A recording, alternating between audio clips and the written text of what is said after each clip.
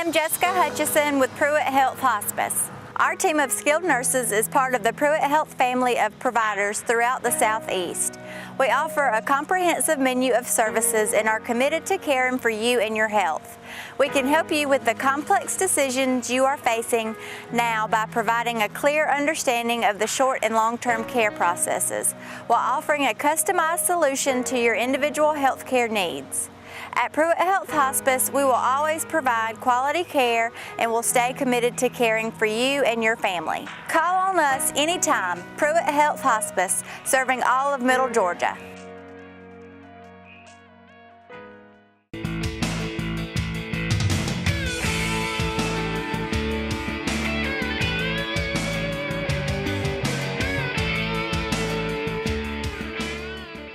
We're going to move right into what we're all here to hear about, and that's our program today. So I'm going to call on Jack Walker to introduce our guests. So we have the pleasure today of not only hearing about the 21st Century Partnership, but also the Museum of Aviation, because we kind of have both of those organizations represented, and we get to kill two birds with one stone today. So that's our pleasure, and we appreciate that.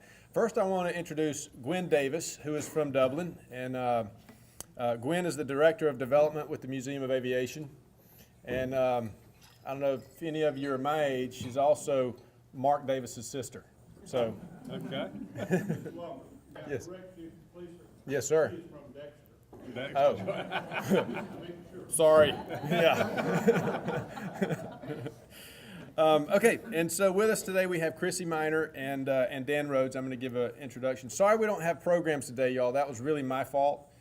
It wasn't Tara's fault, so don't give Tara a hard time. Plus, she's recovering from a knee surgery, so it just was the perfect storm, and we don't have programs. So I'm going to go straight off of the bios that they gave me to introduce them.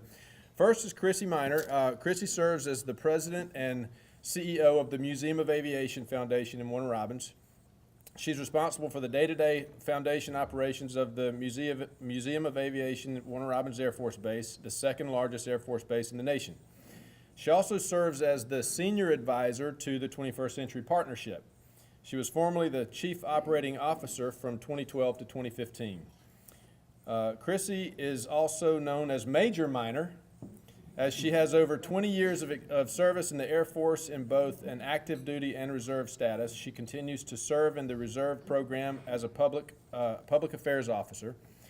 She is a graduate of the University of Georgia Fanning Institute's Middle Georgia Regional Leadership Champions Program, the Georgia Academy for Economic Development, and the Robbins Regional Chamber of Commerce's Leadership Robbins Region Program. She also serves on the Middle Georgia State University's President's Advisory Council. Okay, it's just one last little part. She graduated with a Bachelor of Science degree in Business and Information Technology from Columbia College, which is my mother's alma mater, and earned a Master of Science degree in Management with a concentration in Public Affairs from University of Maryland. All right, so moving on to Dan. Dan Rhodes joined the partnership as the Director of Strategy in August of 2017. Dan discovered the Middle Georgia area after having spent summers in Macon as a child, choosing this location to settle after he retired from the U.S. Navy. He began his military career in the Army Reserve National Guard, transitioning to full-time service with the U.S. Navy. He retired in 2006 with 24 years of service, most of them in the intelligence community. He built his strategic portfolio at U.S. Space Command, U.S. Strategic Command, and U.S. Transportation Command. He spent over 2 years in Iraq providing intelligence analysis to the Iraqi government and other U.S. allies. During his time in Iraq and on his return, he worked with L3, SAIC, and X Technologies as a contractor.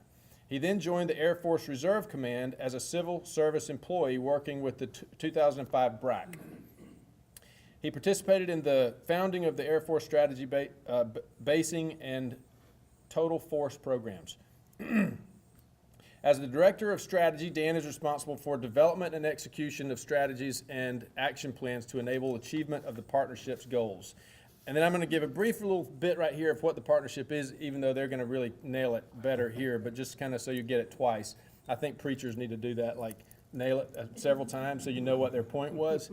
But the 21st Century Partnership is a Georgia nonprofit corporation and is the only enterprise dedicated solely to actively support the current missions of Robins Air Force Base and ensure that both the base and the Middle Georgia community are best postured to accept new base missions.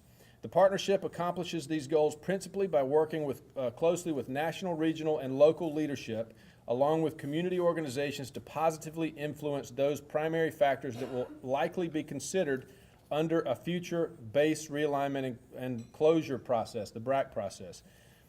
For more than 20 years, the partnership has been a key participant in all large-scale Department of Defense decision-making of impact to Robins Air Force Base. So, without further ado, am I going to turn it over to you first? Okay, Chrissy Miner.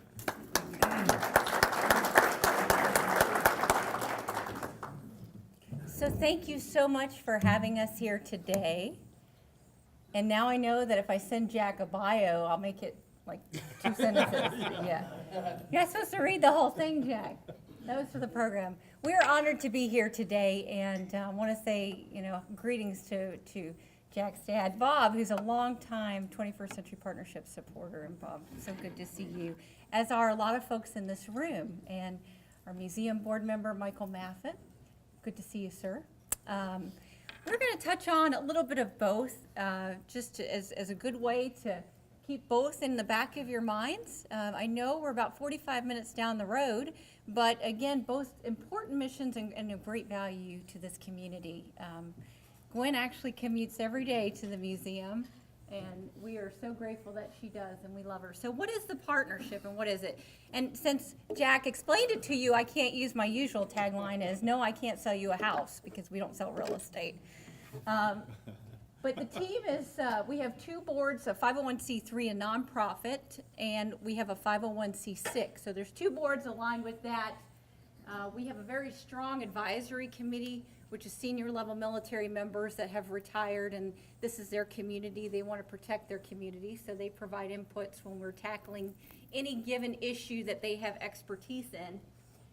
Senior advisor is me. I'm a part-time member of the partnership. The Museum of Aviation is my full-time job. The director of strategy is Dan. He's full-time. And then we have 2 folks that are administrators in the office, Pat and Judy.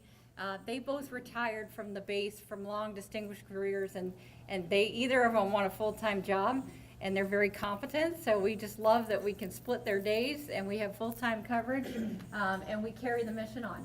But most importantly, part of that team is you, because in order for us to be successful, we certainly need for you all to understand what the mission of the partnership is and how you come into play when we talk about the partnership. So our mission is to secure the long-term viability of Robins Air Force Base, which is, of course, the economic engine for Middle Georgia. And this is a little hard to read, but I did bold in Lawrence County, and you can see that there are 1,364 base employees and or retirees from the base, which equivals a payroll of $35 million of annual impact to Lawrence County.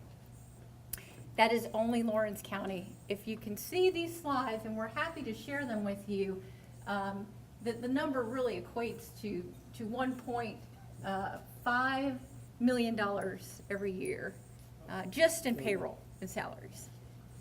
And you look at the economic impact in total, $2.86 billion with a B every year. Incredible. 21,000 plus employees.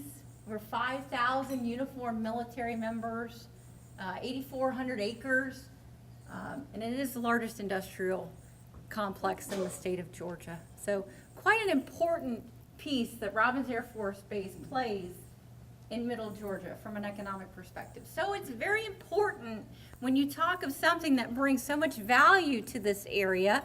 Why do you need somebody to keep their eye on the ball? Well, we need to play offense and we need to play defense. Unfortunately, in our job, we have threats. We're under the continuous threat of missions changing, things evolving, and we need to stay completely abreast of those issues and make sure that every year when that national defense bill, because we have a national defense bill every single year. every year, Congress, the president submits his budget, and the Air Force, of course, puts their inputs there, as is the Department of Defense in total. They rack and stack them, and then Congress has the final say on what goes through, and on the appropriations after the authorization. You can do this, and now here's the money to pay for it. So this is an annual process, which has become comical. How many folks realize that the government shut down for 6 hours yesterday? For 6 hours, if you were working and you were in uniform, you weren't getting paid, as were many federal employees. The government shut down for 6 hours last night, which is amazing, but unfortunately it's the times that we're in. So in this tenuous environment, we need to really make sure that we're keeping an eye on making sure the issues and priorities of Robins Air Force Base become front and center, not only with our base officials, because guess what? All our men and women in uniform, the ones running the base, they know what's best for our community, but they can't say, hey, Air Force, you guys need to do this, because they're wearing a uniform. And so they report to the Air Force, and it's really the Air Force leadership that dictates what goes where and how, and who gets the money. But it's folks like all of us that can engage with our congressional members, and there's the checks and balances, right? We feed it to our legislators, who in turn help share the message and help tell the Air Force that it's a good idea that they do this, right? And that works to all of our advantage. So from the partnership perspective, what value do we bring? Why do we exist? So we're the community experts on defense-related activity. And it's not just the staff of 4 of the partnership, it's the advisors, it's our community members, it's the folks that have the experience. We also have paid lobbying firms in Atlanta and DC. So we make sure that our issues for Robins Air Force Base are always front and center on our legislators' agendas. We also have a very strong advisory committee, most of whom, a lot of these folks actually set the policies that are in place now. So it's very good to have those folks advising us when we're trying to work around those policies or enhance those policies. Hello, I'm Darren Keene with Clements & Keene Insurance. If you're like myself, you may be a self-employed individual with maybe 1 or 2 employees on your payroll. You may have thought in the past that you couldn't acquire group health insurance, but now you can. Some of the rules and regulations have changed to make it more favorable for you to do so for 2018. Give us a call at 272-8019 and let us help you with the decisions that you need to make for you and your business. We're laser focused on the legislative process. We have legislative priorities from a state perspective and from a federal perspective every year. We pass those to our legislators and we say this is what we support and why. Very similar to what our chambers do, of course. They focus on business and totality in the healthcare industry, right? Everybody has their priorities. Ours are all focused on the growth and support of growth of Robins Air Force Base. We also work in advocacy and strategic planning. Any business person knows that if you're running a business right here, you're not going to get very far. You have to look out. Some of the missions, not most of, a lot of the missions that exist today, we didn't even know were going to be around 10 years ago, which is absurd if you think about that. But in reality, when we talk about cyber defense and how that has evolved so quickly, it's mind-blowing. And we have to be prepared as a community to make sure that we can support the needs of our warfighter and that we are aptly positioned to do so. And in doing so, we secure ourselves from that 4-letter word, BREC, base realignment and closure. The whole reason the partnership stood up, Bob, you were probably there. The whole reason the partnership even came about was because Robins was BRAC'd. Robins was put on the closure list. That base was not supposed to be here. But fortunately, the community rallied. They stood up the partnership. They raised a ton of money in a few weeks, and they fought. They fought like heck. But we don't want to have to do that. So this is a nice offensive measure to make sure we don't have to go through that again. Because we want to curve issues before we get there, before we know they're issues. And ideally, if you don't hear any bad news, that's a good thing, because 90% of what we do is put fires out before anybody ever knows they exist. And that's a very critical part of making sure that we're successful. So the result is people who work together, whether it's against complex football defenses or the problems of modern society, we will definitely be successful and win. And we can thank the good Vince Lombardi for that. Some of the current issues, just to touch on, and Dan he's the brains, right? He knows all the strategy, he understands this stuff, he reads the bills, okay? Right, exactly, right. So I get to talk, but this man, he knows all the background. So please, if you have any questions about any of these, we're happy to address them. We mentioned the government shutdown last night for 6 hours. Thankfully, they're funded until March 23rd? Right. March 23rd, Well, for 2 years, or March 23rd. yes. 2 years or March 23rd. It continues. Continuing resolutions are never a positive thing for any enterprise, let alone a government entity, because you can't execute new programs. You're running on last year's budget allocations. And it's unfortunate that we're operating in this landscape. It's definitely not good for our military, but hopeful and prayerful that they will come to some resolution. And the 2-year budget agreement is definitely a positive step in the right direction. As I mentioned, every year there's an authorization process and an appropriation process, which says this is what you're allowed to do, military, and this is how you're going to pay for it, military. And that is every year we go to the same fight and work with our legislators to make sure that our priorities are up at the top. That #1 priority right now is that 5th or 4th bullet up there, Joint STARS, which is the only flying mission that we have at Robins Air Force Base. So if those that aren't familiar, the bread and butter of Robins Air Force Base is the depot. That's the biggest mission. They fix airplanes. The F-15, C-130, C-5, and C-17. Like taking your car to a mechanic, the warfighter brings their airplanes in, they get a tune-up, and then they go back out to the warfighter. And that's the primary mission of Robins Air Force Base. That's how it started. It was Wellston Air Depot. But now it has evolved when we have other missions. We have the Air Force Reserve Command, which is in charge of all the reserve airmen in the entire world. We also have a Defense Logistics Agency. And we have some other great missions on that. 5th Combat Communications. You go out to a bare field in the middle of nowhere and they set up communications to make sure our warfighters can talk. So we got a lot of great missions. But cumulatively is what builds that 22,000 number, right? Not just independently. So when we look at mission impact, Joint STARS footprint is about 3,000 people. That's a lot of jobs. And that's a tremendous impact if that mission were to go away. And right now the Air Force wants to do away with that mission.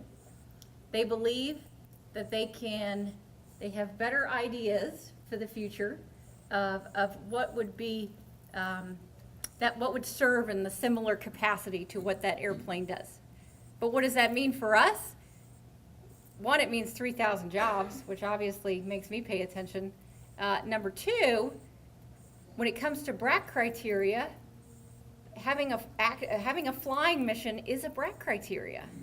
That's very important. So if we have the depot's great, but we need to make sure, and we need to fight and make sure that we keep an active flying mission at Robins Air Force Base. And that's front and center.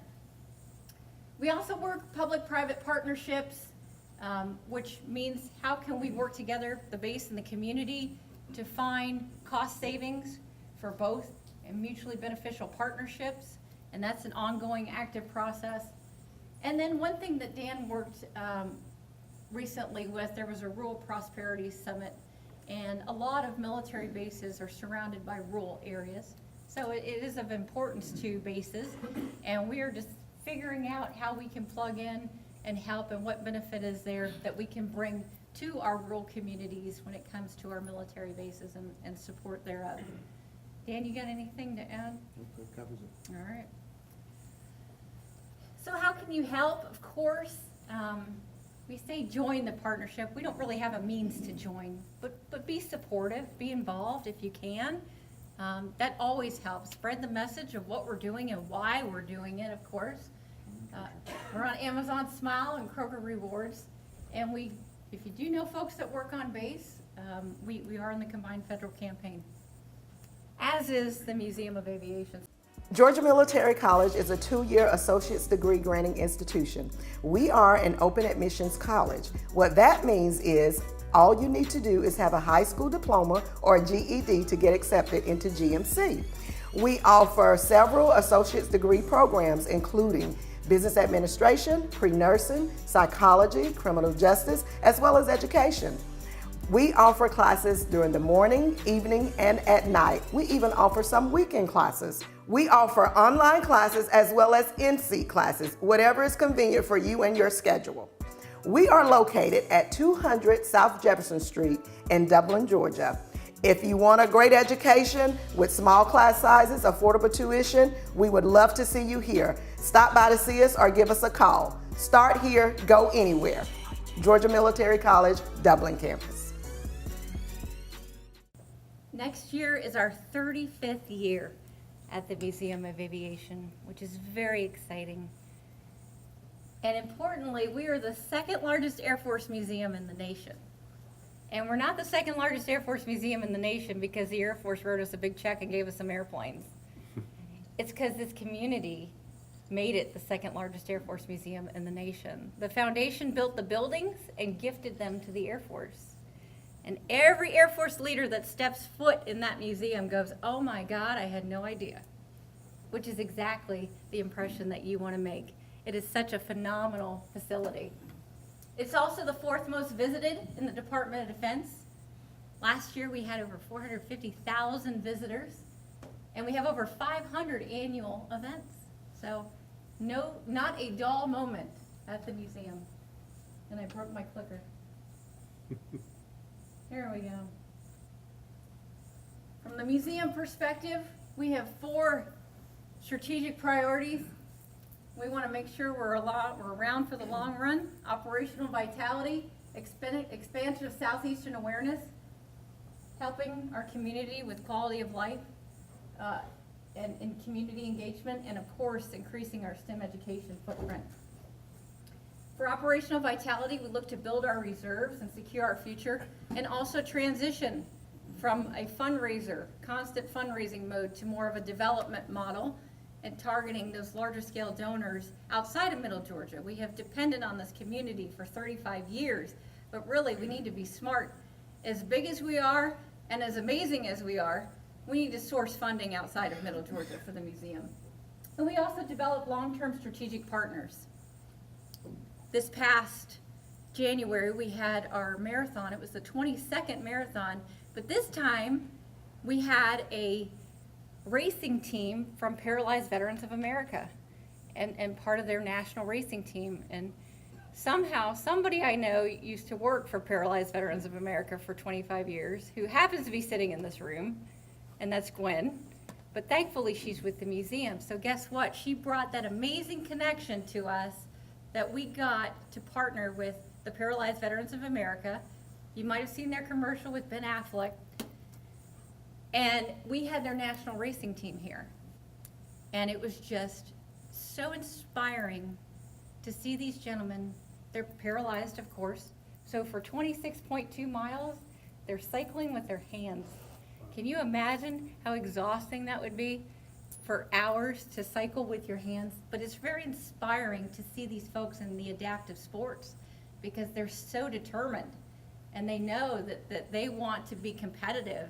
And we are so thrilled to be able to provide that platform for them to feel great about being competitive and being in the race. And we had a wonderful event, and we look forward to growing that partnership with them as well. We also have a wonderful resource that's right down the road for us. It's Vector. It's Veterans Education Career Transition Resource Center. So any veterans that are departing the service, They exist to help transition these folks out into the normal community. Because once you come out of the uniform, and I'll tell you, I did it myself, but unfortunately it was the late 90s, so there was none of these helping programs. These folks help you transition and take your skills that you had in the military and translate them into what you can do on the outside. And they also provide jobs based on the governor's high demand initiative list, like welding and commercial truck driving, Cisco networking, 12-week courses. So you go through these 12-week courses, and then you come out on the other end, you have a new career. It's a fantastic program. I certainly encourage you to find out more about it. And that is right across the street from the Museum of Aviation, statewide. Southeastern awareness, again, we are targeting every CVB from Florida to South Carolina and beyond. We want to make sure that everybody knows that the Museum of Aviation is here and what we bring to this community. There's our visitation numbers. I told you 457 last year. We had a whole lot of changes of commands and restructuring at the base during that time. That's why those numbers are so high. But as you can see, we're definitely doing great. We leveled off here about 400,000 in 14 and 15, 473. We had, and Michael, I know you've heard this too many times, but we had the Pokemon phenomenon because every airplane was a Pokestop. So we had every Pokemoner from here to God knows where at the museum trying to catch Pokemon, which was great because it boosted our numbers. But this number here, 457, no outliers, no Pokemon phenomenons. We're very strong of that, very proud of that strong number.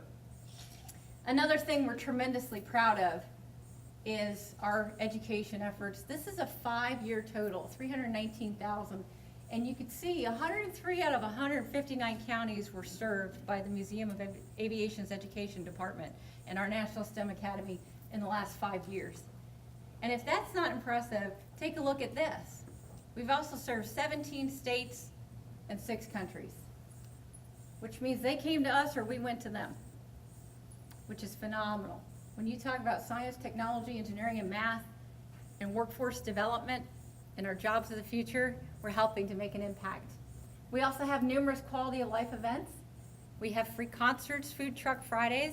I would certainly encourage you to come on down, check our website, and you can see all the events that we have, which are continuous. And our STEM education opportunities, again, we're building new partnerships, we're exploring new programs, and we're growing. We want to make sure that the program that we have matches the jobs of the future. So we are continuously evolving and adding new programs that help spark that ignition in kids that will help them be interested in science, technology,